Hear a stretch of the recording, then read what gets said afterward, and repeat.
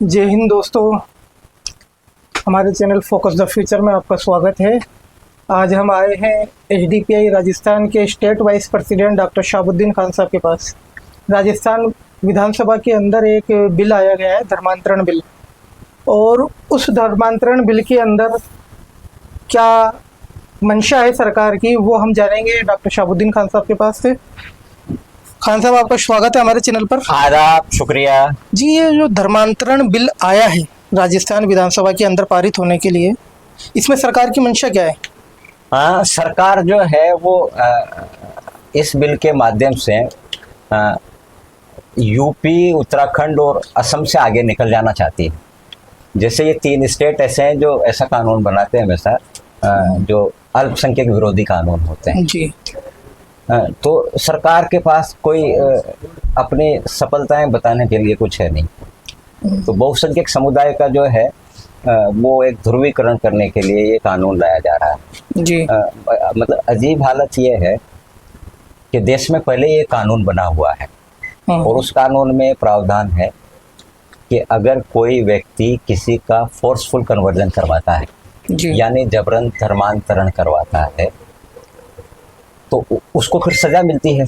तो वो प्रोविजन पहले भी है, लेकिन इस कानून में जो जो चीज़ें शामिल की गई है वो इतनी खतरनाक है कि ये कानून जो है न केवल कॉन्स्टिट्यूशन में जो मौलिक अधिकार या फंडामेंटल राइट्स जो दिए गए हैं नागरिकों को, उनके खिलाफ है, बल्कि कॉन्स्टिट्यूशन का जो बेसिक स्ट्रक्चर है उसके भी खिलाफ है। जैसे मान लीजिए किसी आदमी कोई मुझसे जो है वो दुश्मनी निकालना चाहता है और वो मेरे खिलाफ जाके एक एफआईआर दर्ज करवा देता है कि साहब इन्होंने मुझे धर्म बदलने का प्रलोभन दिया, है ना। तो अब मुझे साबित करना है, मतलब उस आदमी ने मुझ पे जो एक झूठा इल्जाम लगाया उसमें अब मुझे साबित करना है कि मैंने प्रलोभन नहीं दिया, है ना। तो इसका मतलब किसी भी आदमी को आसानी से टारगेट किया जा सकता है। जी। इसी कानून में एक प्रोविजन क्या है कि आप अपने धर्म की बात नहीं कर सकते। मतलब मेरा कोई गैर मुस्लिम दोस्त है और मैं अगर उसको ये कहता हूँ कि भाई इस्लाम में ये अच्छाइयाँ हैं, है ना, ये भी जो है वो प्रलोभन की श्रेणी में है। मतलब ये भी अपराध है। ये भी अपराध है।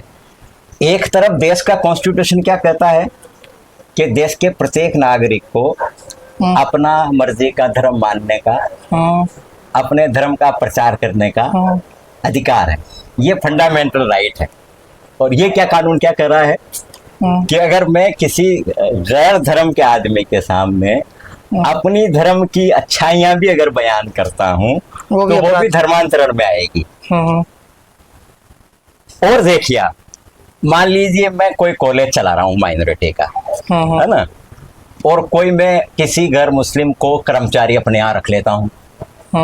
किसी मामले में कर्मचारी के मेरे झगड़ा हो जाता है, मैं उसकी सेवाओं से असंतुष्ट होता हूँ। वो कर्मचारी अगर मान लीजिए मेरी शिकायत कर देता है कि मुझे इन्होंने नौकरी जो है वो प्रलोभन के एतबार से दी थी ताकि मैं मुसलमान हो जाऊं, है ना, झूठा आरोप लगा। हाँ, तो वहां भी फिर मैं मुझे सजा मिलेगी।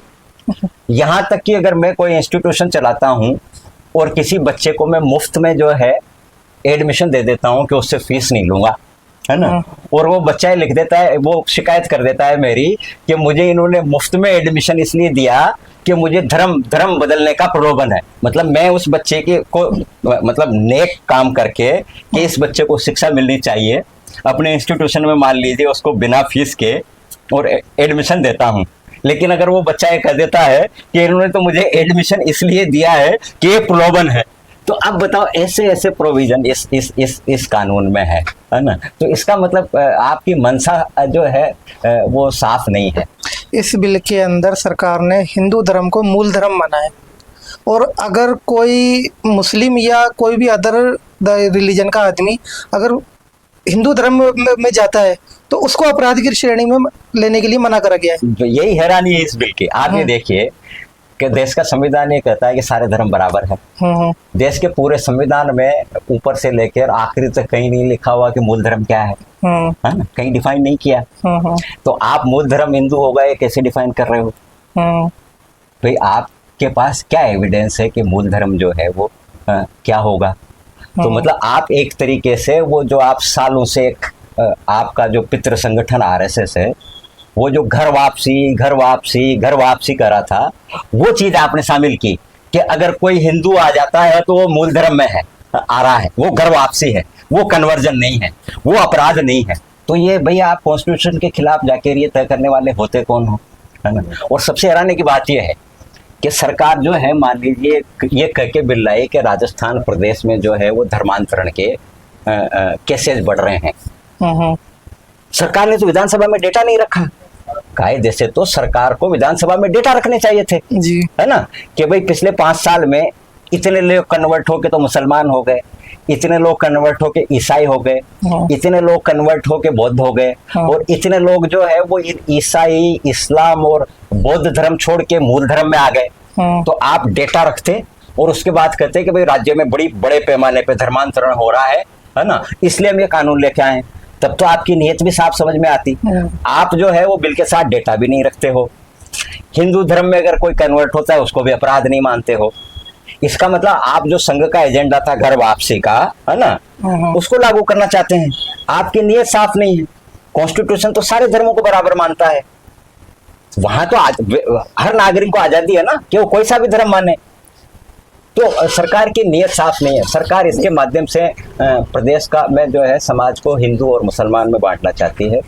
सरकार खास तौर से जो है वो आदिवासी इलाके में बहुत सारे ईसाई मिशनरीज की कोशिशों से कुछ लोग जो है अपनी मर्जी से धर्म परिवर्तन कर लिया, है ना। राजस्थान सरकार की इसमें साफ मंशा दिखाई दे रही है कि वो राजस्थान की जनता को सिर्फ धार्मिक बातों में उलझाना चाहती है। ये साफ, लेकिन इससे भाजपा को फायदा क्या होगा? इससे वोट बैंक बढ़ता है ना। मतलब आज की तारीख में एक समाज का एक ऐसा वर्ग बन गया है कि अगर मतलब कोई भी सरकार ऐसा फैसला करती है जिससे टारगेट पे जो है वो ईसाई कम्युनिटी होती है, मुस्लिम कम्युनिटी होती है, या बौद्ध कम्युनिटी होती है, ईसाई या ST/SC कम्युनिटी होती है, तो फिर वो जो so called upper caste community है वो पोलराइज होती है ना। तो जैसे यूपी में इनको इसका बेनिफिट मिला, आसाम में मिल रहा है ना। तो अब चूंकि कुछ दिनों बाद जो है वो नगर निगम के चुनाव, नगर निकायों के चुनाव, पंचायतों के चुनाव, जो लोकल बॉडीज के चुनाव होने हैं, तो सरकार ऐसी पोजीशन में नहीं। अभी कुछ जगहों पे चुनाव हुआ तो किसी जगह पे बीजेपी तीसरी पोजीशन पे चली गई, किसी जगह पे दूसरी पोजीशन पे चली गई। तो कोशिश ये कर रहे हैं कि इससे एक माहौल बनाया जाए और माहौल बना के सरकार की नाकामियों को छुपाया जाए।